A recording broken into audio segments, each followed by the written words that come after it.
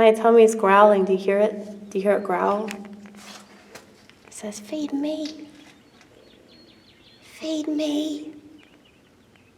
Wait for it. Wait for it. She'll start growling again. It's my tummy's female, because I'm female, no matter what people think.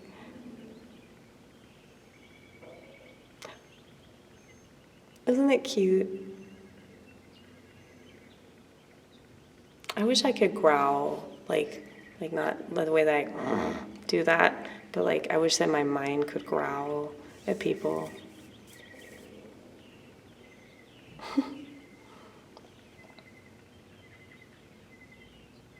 It's always really annoying when your stomach starts growling and it's quiet. It's quiet and you're with people. Maybe you're trying to impress those people.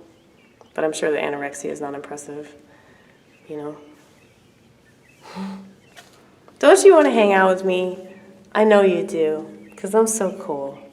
I really am. I'm the coolest motherfucker on the planet, but only by a little bit. My friend Scott Triple used to say that all the time. He's like, you know, you can get up there, you can inch up there. You're almost as cool as me, but he's like, you gotta have the humility. Like, but you have to have the confidence, but you also have the humility to back it up. So, you know, when you say I'm the coolest motherfucker on the planet, but only by a little bit, that means that, okay, I'm top dog, I'm number one, but anybody can be up here with me. You know? You have a choice. You have a choice. I'm trying not to say the N-word, it's very hard. I'll say it in my head, and like Tupac will hear it. Because he's got my back. I always knew they were going to kill him. He knew they were going to kill him. He used to wear a bulletproof vest. Strapped all the time. I don't think everybody should do that at this point. It's okay. I got my what do you call it, Lauren? Psychic darts. Got my psychic dart vest on, and I'm strapped with the Lord. I'm strapped with the scripture. See, I try to read the Bible as much as I can. If I miss a day, I make up for that shit. Because if my head is like the house of God, then whenever the devil starts knocking or knocking, I ain't gonna answer the door. I'll say, who's that? I don't recognize them. But once my head gets out of the scripture and I'm like, I wonder who's at the door. Maybe I should let him in. Maybe I should offer him some of my mints. Maybe I should give him a glass of water. No. He's from hell for a reason. Okay, they don't get water in hell. Fuck that.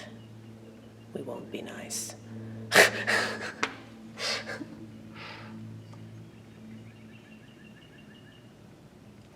You know how much more opportunity you have whenever you don't put limits on yourself? You know, like, I have told myself, well, I'm not gonna sleep. I'm not gonna sleep today. I'm just gonna live my day. I'm gonna do shit. Gonna shoot some videos. Gonna dance.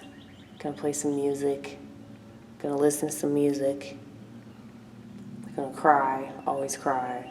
If I don't cry, that's a weird ass day. We saw my mom on her birthday. Gave her a balloon. Gave her some flowers. She's going out with her friends. I'm so glad she has friends to go out with. That actually really comforts me. Because my parents were like loners for a little while.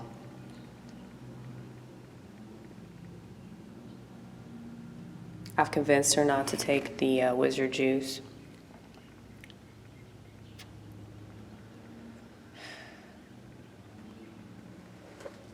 My grandmother's in a state of psychosis because she took the wizard juice. My mom keeps talking about it. She's like, yes, she's so disoriented. I'm like, yes, it's because of the thing that she was forced to take.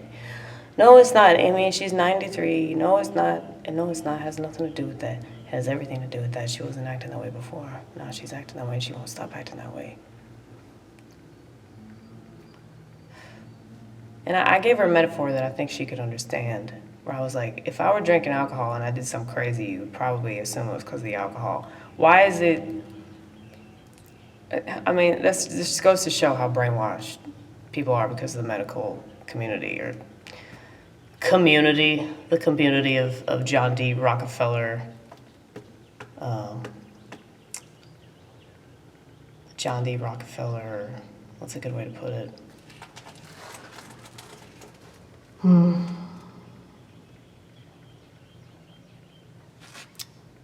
People that,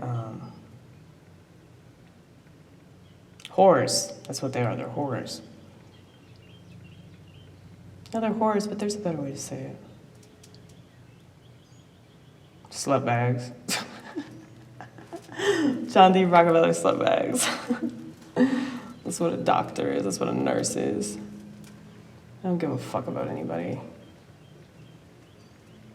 They really don't even give a fuck about themselves if you think about it, because they're gonna burn in hell for doing this shit. I just wanna like pass out like little note cards to these doctors and nurses and pharmacists and shit. I'm like, you know you're gonna burn in hell for this, right? Just letting you know. They probably report that shit to the government though, you know? You just can't trust anything or anyone right now. Not that you ever could really, but it's just that's becoming more and more obvious as time goes on, as I'm realizing. But like I've said before, I believe that I have God's protection, so no matter what I'm dealing with, it's like I'll figure out a way to handle it.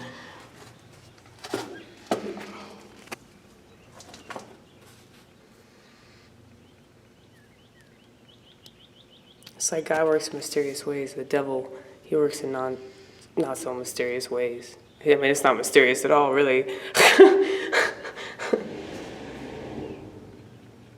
It's called the letter brigade. That's what I call it. They want to indoctrinate everybody through letters. It's really simple. It's like they're using the simple alphabet to indoctrinate people. I mean, it's amusing. If you look at it from that perspective, it's amusing. But if you look at it from the other perspective of like, man, this is fucked up. You see all these kids and hey, you want to make sure your kid becomes a serial killer, you fucking put a dress on a little boy. That's what you do. You know, it's fucked up. So fucked up. But, you know, this is a regular thing now. And people don't think, oh, that there's something really sinister and fucked up about that. You know? Because they've accepted it. And the reason why they've accepted it is because they accept everything else. They've accepted, you know, homosexual marriage. You know, like, if you're gonna be gay, it's like, just keep that shit under wraps, you know? Nobody wants to know. You know, I used to be, like, totally in favor of them being open and honest about that shit, but now it's like, man, just seeing the effect of the culture, it's like, I can't agree with that anymore. See, that's why I feel like I can take this down, because, like, I used to be a flaming liberal, so I can totally explain, you know, why they think that way and why that way of thinking doesn't work. So... shout out to Mr. Theron, you're my favorite homosexual. I love you, Adam. See, he knows that it's wrong. He knows that, like, homosexuality is fucking terrible. Like, he'd be, like, the first to tell you that. Because he sees the effect of the culture.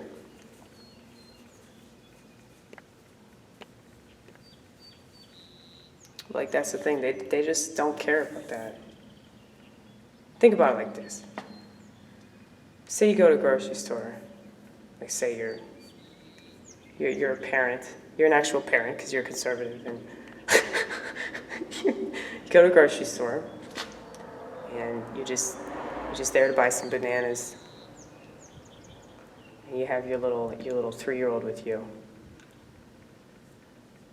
And over in the mango section, you know, is like a gay couple. Or worse yet, they're like a dude with an Adam's apple and a bass in his voice, and it's wearing a little dress. It's wearing a little skirt with you know, this little frilly sandals or some shit, you know, and he's got a purse and he's wearing makeup and all that. It's like, how do you explain that to your kid? What if your kid asks you, like, what's going on over there? Like, what are you gonna say? You know, that's the thing, they don't think about that. Is it a big deal that they're doing that? I mean, it is, but it isn't. You know, like, that if they were just doing that on their own accord, like in their own little private space, it'd be one thing. But they're not. They insist on pushing this. And it's not just the people pushing it, it's the corporations pushing it. I mean, I know this because when I worked at Kroger, oh, now you can talk shit about Kroger. Now you can talk all kinds of shit about Kroger. And technically, they can't do shit about it because they're a union. Holy crap, man. Maybe Karl Marx wasn't wrong. He wasn't wrong about everything. He's wrong about most things, but not everything. But, yeah, I can talk all kinds of shit. And I'm gonna do that. Oh, but they had an end cap. Pride Month last year, they had an end cap. I can't even imagine how much worse it's gonna be this year. But they had an end cap with a bunch of Pride stuff on it. And I know, like, people would probably look at me like I'm some weird, you know, crusty old dinosaur, you know, like, what's the big deal about an end cap, Amy? It's just an end cap. Well, I'll tell you what the big deal about an end cap is, like what I just mentioned. It's the effect of the culture. So you have kids that see that shit and they're confused. And that's a question that they ask their parents that wouldn't have been a question they asked their parents, like, I don't know, 10, 15 years ago. It just complicates the world in a way that the world shouldn't be complicated, and because of that, you're gonna have all these kids doing a bunch of degenerate shit that's not gonna be good for them, especially their afterlife. You know, it's not just this life; it's like the next one, and that's the whole thing about it. You know, like your actions have consequences. I've always known that. Long before I became a Christian, I knew that shit. All the time that I was stealing and having sex with people and drinking and drugging and like all that. It's like I knew that there were going to be consequences for those actions. But I mean, a lot of the consequence, though, is like the guilt and the shame that I experience here in this life. But luckily, Jesus died for me. You know? That's the beautiful thing about it. Where's Jesus anyway? You didn't bring Jesus with you. Yeah, I'm going to have to bring Jesus next time.